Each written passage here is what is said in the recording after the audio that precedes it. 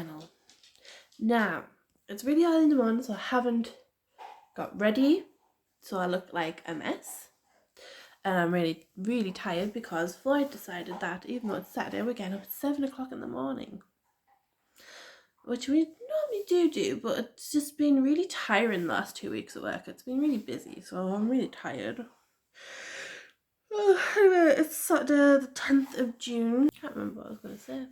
I'm just that tired. So yeah, I've had a busy 2 weeks at work. I haven't really got much planned today. Again, it's supposed to be really hot. Like, I'm not down south, but I know down south is supposed to be getting like 30 odd degrees. I think we're getting about 23, 24 here, so it's still quite warm and quite hot. So I'm gonna try and get ready. I've got a Hoover the house because I cleaned most of my house last night, but still got the Hoovering to do because I had to charge my little battery thing on my Hoover. And then I'll try and get Floyd boy out for his walk before it gets too warm, and then I'm gonna set his pool up this afternoon because I've got one of these new fold up pools for him. So I'm gonna set that up from this afternoon, and then I think we're gonna go up to the beer garden if it's not too busy, which it probably will be because it's like the hottest day of the year so far. And we're just gonna chill in the sun, have a drink or two, probably non-alcoholic because I'll probably be driving. Take Floyd with us. I'll take his cool mat so he can lie on his cool mat, and we'll try and find somewhere shaded for him to lie in. And because it's June, because next weekend's Father's Day and stuff, and it would have been Andy's birthday on the 18th as well. So Andy would have been 31 this year. It's quite a difficult time of the year. And I'm not too bad. It normally is, like last year it was more like the day after his birthday, because I think like a lot of me, not so much that like, I suppose a lot of me, not so much that I was like trying to ignore it, but like I wanted to hold it together so badly that I think I forced myself to try and not think and feel about it. And then I think it was just so exhausting to just get through the day, which was obviously very mentally and emotionally draining, that I think the next day it all just sort of came out, to be honest. So I think that like with some of it, that I was just so like exhausted that it just all sort of spewed out. I think it was like the same with Christmas last year as well, because it was obviously my first birthday and first Christmas without Andy. So I feel like my 30th was a big birthday. Like my family were excited for it, so I was like, well, I should keep it together for them. And then when Christmas came around, it was like, oh, I've got to keep it together because I've got, like I say, I've got 2 younger cousins and a younger nephew. My youngest nephew still like believes in Santa because he's only like 6.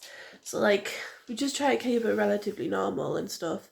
And I went to visit Andy's parents on Christmas Day like we would have normally done, because we usually well, it depends on what's happening, because the last couple of years, like before he died and that, we just went to his parents. So 2019 we did his parents, and we had like, so like we would go to my grandparents on the morning and see like the kids and stuff and get our presents off people, and hang out with them, and then we'd travel up to his parents for lunch, and hang out with them most of like lunchtime and into the evening and stuff. So that's what we did in 2019, and the idea was in 2020 that we were supposed to do lunch at my grandparents' house and then travel up to his parents again on the the early evening, so like 3ish, 4ish, to go spend a couple hours with them. However, Floyd's coming to say hello. However, obviously with COVID and the restrictions that we had, I believe in 2020 it was like, oh, you can mix households, but it was only supposed to be like something like 2 or 3 households could mix. And my grandparents, so me and Andy went to my grandparents on the morning because for us that was 1 household. But then as soon as like my mum and my cousins and my aunt showed up, that was like technically like 4 households. So me and Andy would leave, and then we would go see his parents because that would be like classed as our 2nd household. So we didn't really mix with like my mum or like my cousins that year. And I think my brother and his partner and the Ben popped in late after everyone left to see my grandparents, but they spent most of their day with like her dad, I believe. So it was a very different and very strange Christmas. So yeah, the year after, like in 2021, obviously things were a lot different again because of what Andy was in hospital and stuff. And so and obviously we wanted to keep things as normal as possible for the kids, but you can just tell it wasn't the same. Everyone was just like a bit unsure of what was going to happen and stuff. But like I think Christmas Day I felt positive because he went into hospital on the 23rd, but then on Christmas Eve, on that evening of Christmas Eve, they were gonna wake him up, like bring him out of his medically induced coma and like see how he was, because they said they couldn't assess what like damage this um bleed on the brain had done until like they wake him up. So they woke him up and they asked him like, oh, um, can you tell us your name? Can you tell us your date of birth? Do you know like basic information? And he answered them all perfectly fine.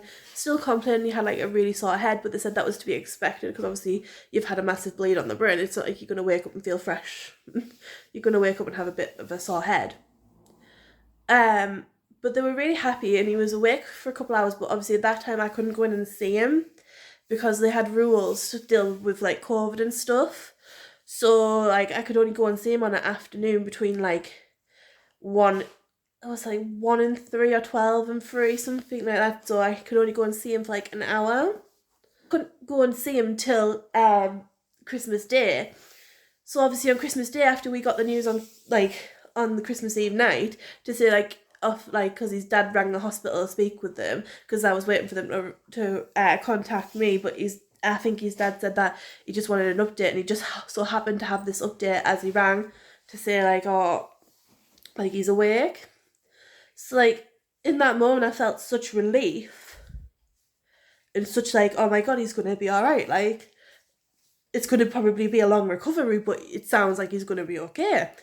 And like the doctors and that said, look, it's a spectrum. Like you have one end of the spectrum where he's awake, he's fine, he's gonna be fine. But then you have the other end of the spectrum where things could turn and ultimately lead to death. So we always knew that that was a possibility, but at that time you don't think about that. You just think about the fact, oh my god, he's awake, it's a good sign, they're really positive about it. So obviously Christmas Day, even though I was still really anxious and really like, oh my god, I need to go see him, and I was like getting impatient because all I want to do is go see him and speak with him. Um, in the only slot when I rang to book, because you had to ring and book at that morning. So the only slot they had was about 3:30 in the afternoon. So I took that slot to go in and see him because obviously they limited the people that could go in because of COVID, and they have a lot of vulnerable people on that ward in the ICU because he's the pain in his head and the fact that like his blood pressure kept like spiking and stuff, and he was very like getting frustrated because like with the sensory stuff with his autism, like the tubes and all that stuff, like he kept trying to like pull on them, and like I think he was getting a bit disoriented. So unfortunately they had to put him back like to sleep into like a medically induced like sort of coma, I guess. I don't know if that's the right term. But yeah.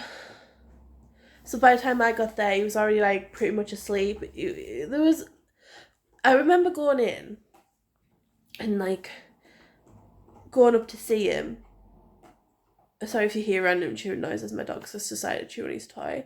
I remember going in to see him, and um, he was kind of like pretty much asleep. But when I came in and like I said hello, like he kind of stirred. He kind of his eyes flicked open. He sort of like, but then like he pretty much went back to sleep. So he was sort of like on that phase of like drifting in and out of sleep. Probably because of the medication like that they give you to like sort of make you go to sleep. Um, but I sat with him for a bit, and all the patients on that ward got a present, but I just thought I'll leave it on the side for him to open when he wakes up again. But yeah, on the 27th, he still wasn't awake. His parents were actually due to go in on the 27th instead of me because we were only allowing one person in. At a time because of COVID. So it gave me a bit of a break. His parents were supposed to go in on the 27th. So I rang that morning and just said, oh, like his parents are coming in for this time, but can I get an update over the phone of how he is? And they were like, oh, you need to come through. And I was like, oh, well, but his parents are coming through. And they're like, no, you need to come through. So at that point, I was a bit like, crap, like, what the heck's happening? Like, it's going to be something bad, but I didn't really go in thinking it was going to be as bad as what it was. So when we got there, his mum and dad were there. My mum came with me. My granddad drove us through, and we went round to see him. His parents already sat with him because they live closer to the hospital than I did. So I went in and sat with him for a bit. And then the doctor took us to a private room and basically told us, sorry, but the pressure in his brain got that bad that it crushed his spinal cord and there's no brain activity. But they can't declare him dead because they have to give it 24 hours just in case they miss something and they need another specialist, like a specialist consultant, to do their like checks, to just double check that like there is definitely no chance of him waking up. But they said that they don't understand why, but like a ventilator to breathe, and basically like his breathing got so bad that he's practically running on like 100% oxygen, so he's basically not breathing for himself anymore. But they couldn't understand like why. Basically said like, look, if he deteriorates overnight, we'll ring you and ask you to come through so you can say goodbye, because they didn't think he was going to really make it through the night. And then about 6 o'clock in the morning they rang and said, look, he's getting worse, when I come and say goodbye, like, you've got to come now. So rang his parents, told them to go through the hospital because I knew they were the quickest ones to get there, so there was at least going to be someone there with them. Like nearly 45 minutes to get to the hospital, or an hour depending on traffic, but like obviously it's 6 o'clock in the morning, there's no traffic. So I rang my grandparents, my granddad driving me through, my mum came with me. So we got to say goodbye and stuff, and we were there when they turned the machines off, because at that point they were like, look, we're going to have to put a do not resuscitate on him, because what are we bringing him back round for? Like, he's already gone. Like, he has no brain activity, so there's no point. And I kind of, like, had to agree to that. Because what would I be making him hold on for, realistically? For my own self? So, yeah.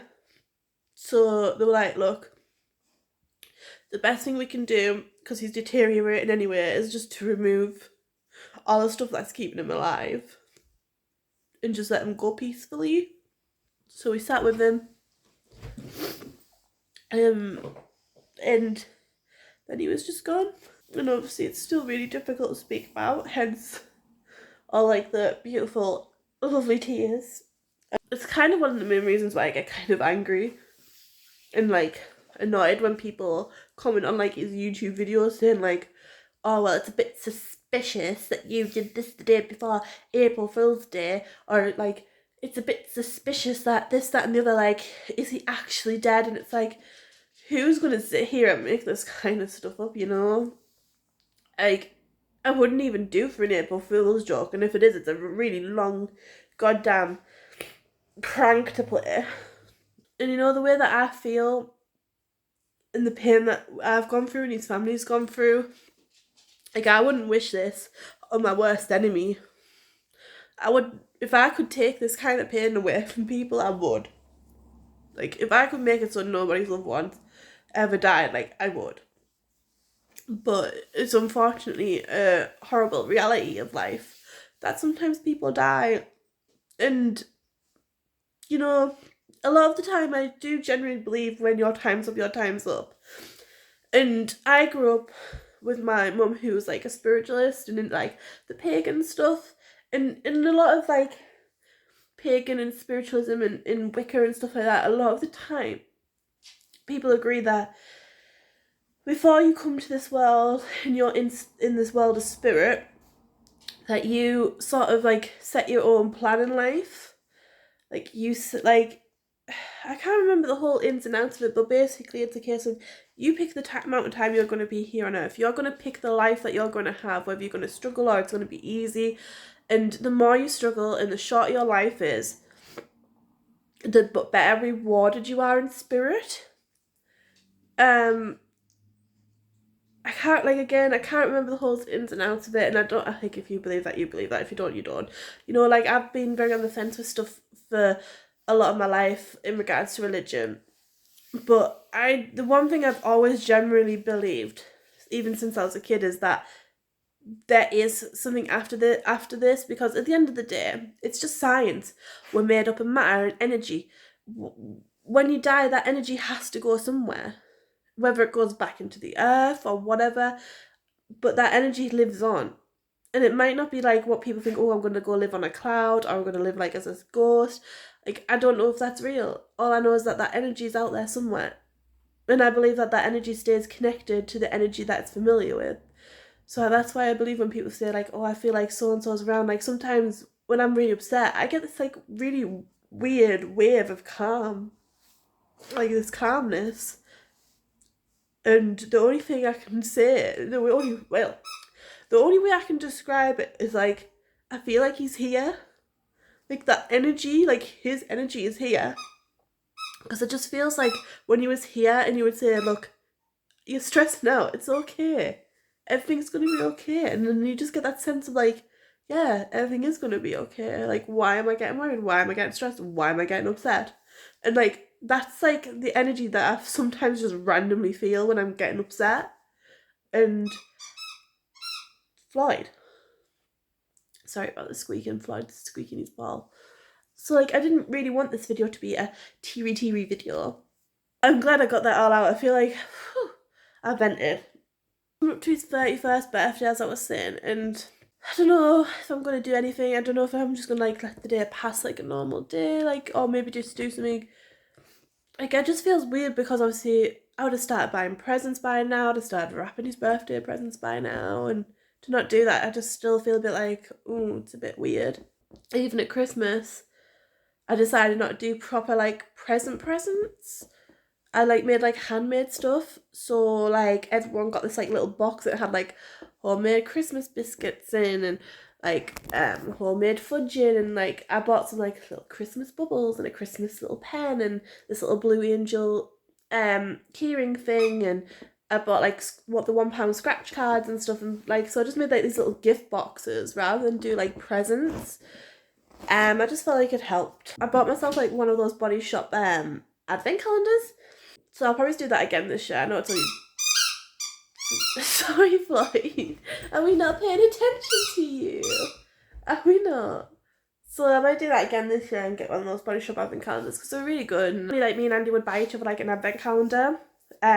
So his 2021 advent calendar, which obviously he never got to finish, was from Brewdog, which is, like, the beer company. And they basically did a bunch of, like, different flavoured beers and stuff. But I thought it was, like, one of these things where you, like, punch the hole and take the can out. But it wasn't. It was just like a pack of beer. And I was a bit like, oh, that's not exciting. Like, you just open just take a beer out of the box every day? So I said to Andy, look, I'll wrap them. So we literally spent a day, like, well, not a day, but, like, in a couple hours out of the day just wrapping these 24 cans of beer, and we just mix them all up and put them back in the box. And I said, like, so now you got, like, a proper advent calendar, because you don't know what, like, day you're gonna get what. So yeah, so he did that, and then I got off him the Hedwig Harry Potter advent calendar. It had things like shower gel in, and like, different, like, bath stuff. So that was really nice. I still got it upstairs and kept hold of it. But yeah, I'm sorry about the video being really teary. I didn't expect it to take that turn. I didn't expect to really talk about what I talked about, but I don't go into these videos with a plan. So I just kind of see where the day takes me and talk about things that I feel like I need to talk about. Because again, it's very therapeutic for me, and I'm hoping there's other people that can relate to this kind of content. And, you know, and it's, like, again, like I say, you put yourself in a very vulnerable position for people, and I know it's the internet, and I know that there's not always going to be nice people, and someone one day who's not nice might find this video and decide to comment something nasty, and you know what, it is what it is. like, I've already had the worst thing in the world happen to me. Like, you cannot hurt me any more than I already am. Yeah, so hit subscribe and like the video and stuff, and I'll catch you in the next one. Bye.